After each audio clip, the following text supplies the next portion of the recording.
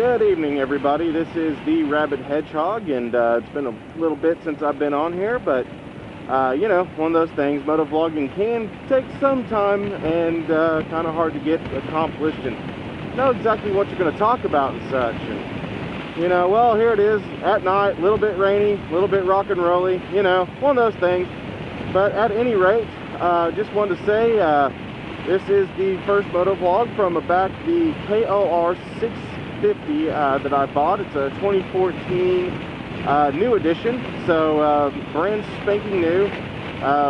So been enjoying it for the last couple of weeks. Traded in the Ninja 300, which was a very good bike, very solid bike, but it was just one of those things where, you know, where I live at, it's a little bit more rustic than needed for a sport bike. So I went ahead and traded it in and got this 650 KLR, you know, so that way I can actually travel around here and hit potholes and a couple other things, and you know, not be so worried about destroying myself, you know, one of those things. So, you know, hey, if you guys want Ninja 300, you saw my honest review. It is a very good bike, you know, only a couple of qualms. Not that comfortable and such. Man, dry throat. At any rate, so just out here on a little bit of a cruise. Got to go up to Guthrie up here and pay the water bill. One of those weird things about living out here, we don't have city water, we have rural water, and we have to take our stuff up to the office and such like that. But I decided it'd be a good time to get out here and just ride and talk to you guys again. You know, I kind of want to talk about the motovlogging equipment I have. I have actually a Sony Action Cam 100 series, and I actually do enjoy it. It may not have the best night picture. I've kind of had that one that I did at night, and I kind of noticed it was very noisy in the background and such like that. But, you know, overall, it's a really good camera for the day.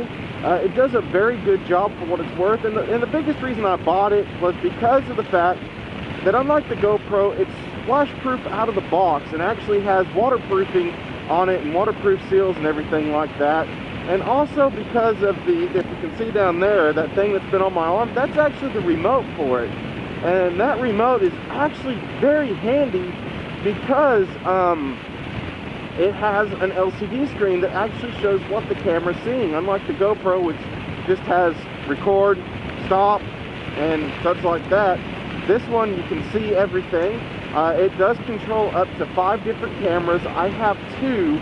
I've only done single camera shots so far. I've tested a few double camera shots and wasn't exactly happy with my placements and stuff like that. So I'm still working on doing that, eventually getting a second shot out there. With this KLR, it has a back luggage rack, and I have one of those bendy tripod things. So eventually I might actually mount that camera to the back of this KLR and let it look out the back side for you guys and, you know, show that kind of view. Or I might even wrap it around the handlebar down there because it's got that crossbar on it, and you know, have it pointed back at me or something like that.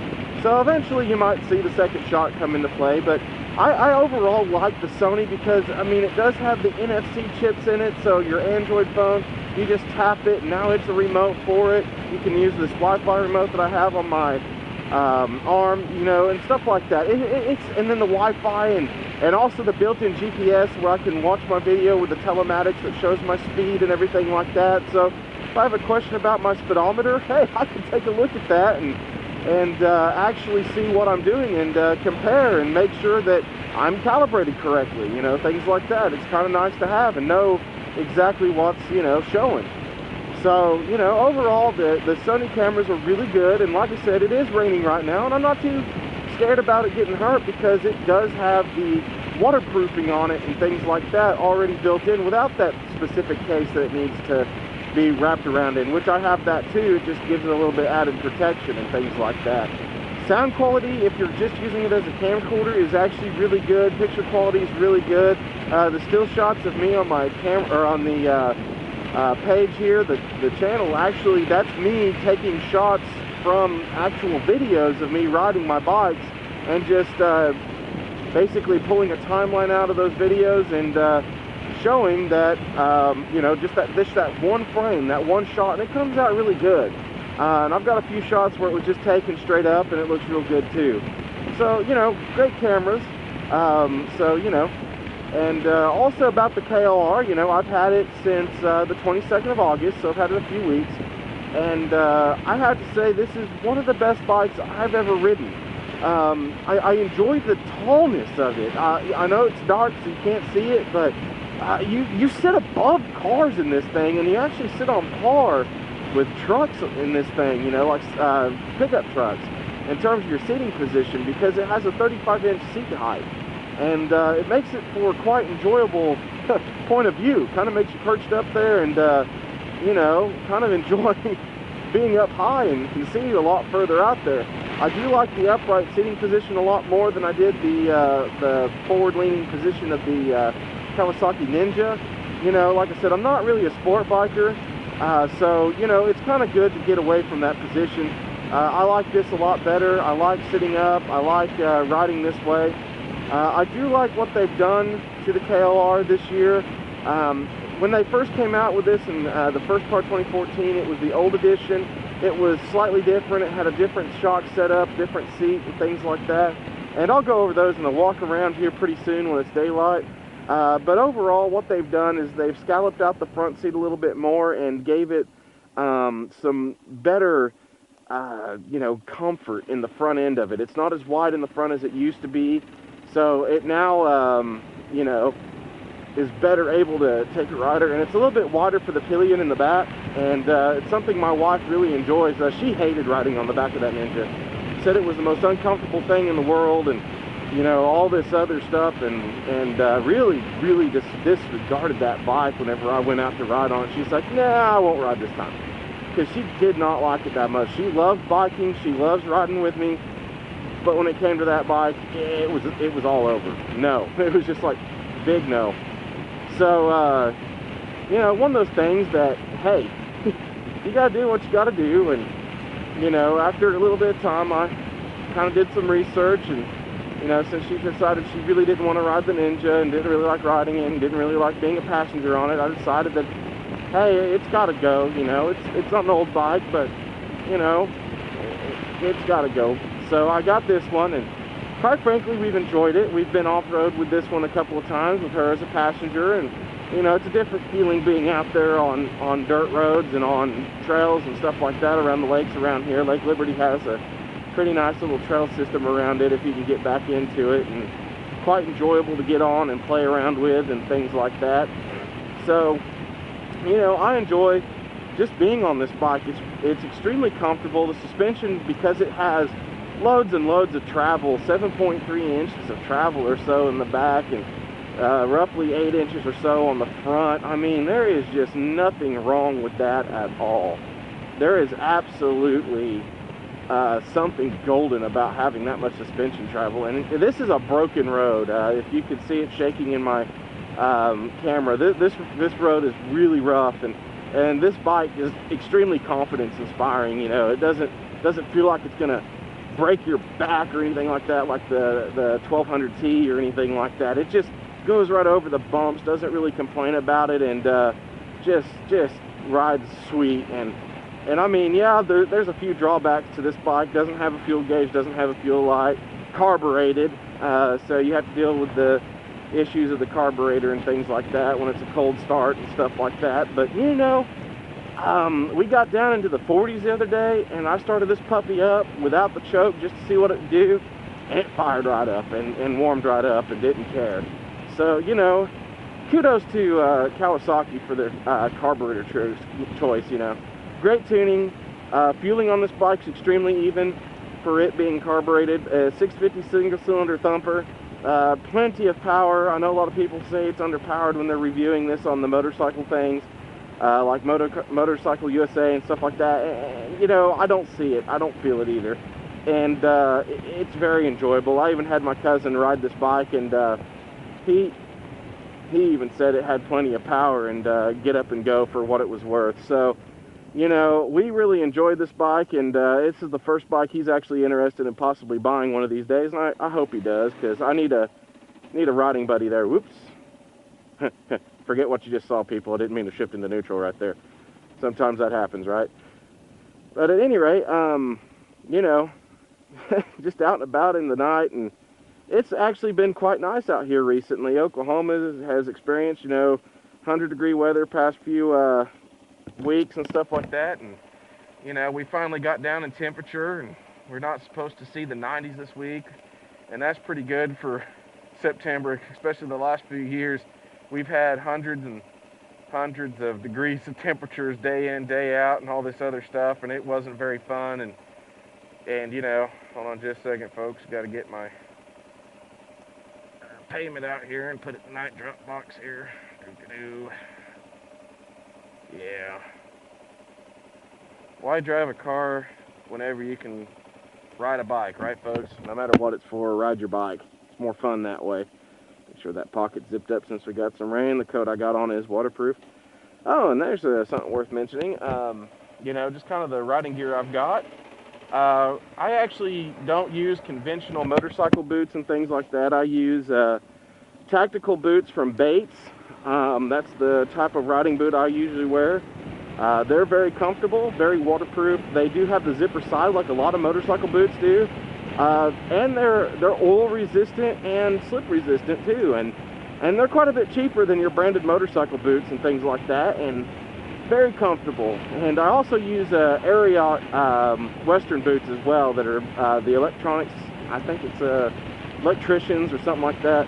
And they're also the same way. They have that sole that's slip resistant and slip proof and oil proof and stuff like that. And they work out very well as well. They hold the road very good, and I like riding with them. Very comfortable to ride with. So you guys are looking for a cheap shoe alternative, there you go. I use a pair of chaps that I found from Jay from Motorcycles. Those chaps I use for wet weather gear. Because I have a little bit of a tail that comes down from the coat that protects that area, so I use the chaps to protect the legs. And the coat here is a Fly Racing jacket. It comes with the CE armor built into the shoulders and the elbows, and it comes with a plate in the back that's not CE rated, but is still there to give you a little bit of extra protection. And it is a textile jacket. I'm not one for really leather jackets. Here in Oklahoma, in the summer, when it's 110 and very, very muggy, there's no wearing leather. You'll cook inside that coat and be very uncomfortable while riding. And that's why I chose the textile jackets and stuff like that. The Fly Racing jacket I've got on has vents in the upper shoulder area and one large vent out the back. Helps circulate the air very well. And it's a very good cold weather jacket on top of that too, because it also carries a liner that's removable as well. So right now I don't have that liner in, but it has a very good liner in it that blocks out a lot of wind. I rode with it the other day when it was in the 40s, and I remained temperature neutral. I didn't feel cold and I didn't really feel hot. I felt comfortable, and that's something I didn't get out of the Harley coat I had, which hopefully will come back one of these days. And folks, I'll just say this right now. When it comes to Harley's repair work on their jacket and warranty repair, I had a couple of snaps break off in the first couple of months of owning that coat, and I took it in to just get it, looked at, repaired, since they didn't send anything, and they said just bring it back. They said it would take, a couple of weeks to get it back. That was back in June. It's September, and September 14th today. I haven't seen that coat.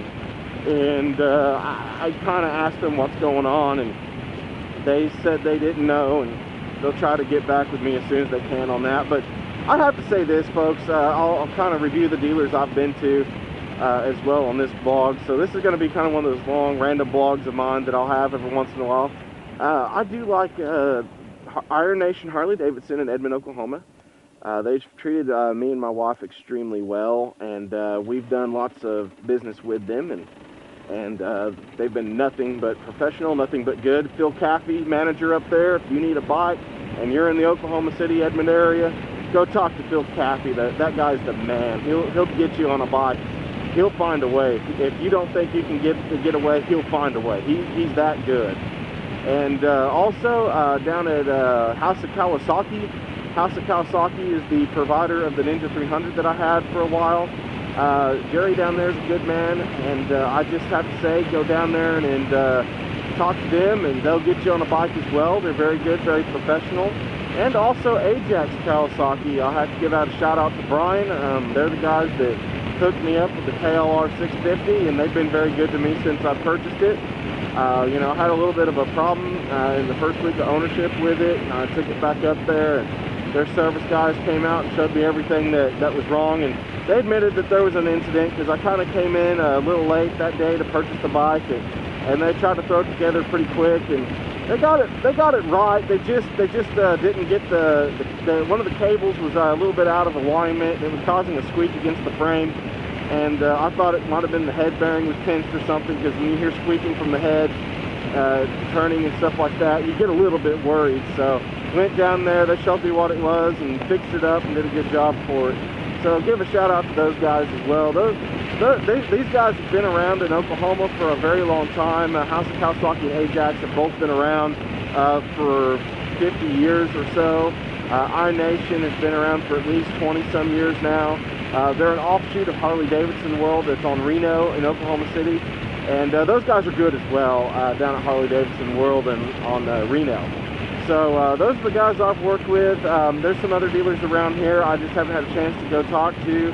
Actually, next month I'm going to be on Indian bikes. The Indian Oklahoma City is having a demo ride event that I'm going to go down there and moto vlog and do some reviews on the 2015 model lineup. They're saying that they're going to be bringing up there, and I'm crossing my fingers, folks, because I'm looking into that Scout. The Indian Scout is looking like a pretty nice bike. I like the 1130cc motor. I like the liquid cooled portion of it. My Harley's a great bike, but in the city it likes to roast a little bit, and I'd like to have a cruiser that can go in the city and be just a great city cruiser when I need it. This KLR is liquid cooled, and it does have the benefit of an electric fan on it as well. It gets very cold when you're riding around town. Doesn't really bake it, doesn't bake itself, and does very good for itself. But it's a dirt bike, and you know, it's designed for where I'm at out here. It's designed for the broken roads and the dirt roads and the trails and stuff like that. And you know, today I'm out on the regular road with it today, mostly because it's raining. I like the knobby tires it's got on it for rain, so the slicker tires I got on the Harley. So you know, right now it's dried out a little bit. It stopped raining at least up north. The more I get closer to home, it kind of looks like it's going to be raining again. But you know, I just like the safety and security that these tires bring over what the Harley does. And also on the Harley, there's been a new front on it as well. It has been upgraded with Vance & Hines short shot staggers. Makes a very mean noise, that is for sure. And I'll be working on it a little bit more. It's one of those things where I wanted to make sure I was going to keep the bike forever kind of thing before I started upgrading, and I've fallen in love with that 1200. It's been a very good bike, and I haven't had any complaints. The power on it's amazing, and I decided that no matter what, I want to keep her. So I went ahead and started the upgrade process on it. So I'll be putting on a cold air intake on it next, and then I'll also be getting the Vance & Hines fuel pack system. So look for those reviews down the road. It might be a couple of months before I get all that stuff together. Money-wise, I've got to get some stuff first, but you know, one of those things. So at any rate, hope you enjoyed the vlog today, and guys, if you got anything you want to talk about, let me know and put it in the comments down below, and definitely subscribe and share my videos to get me out there.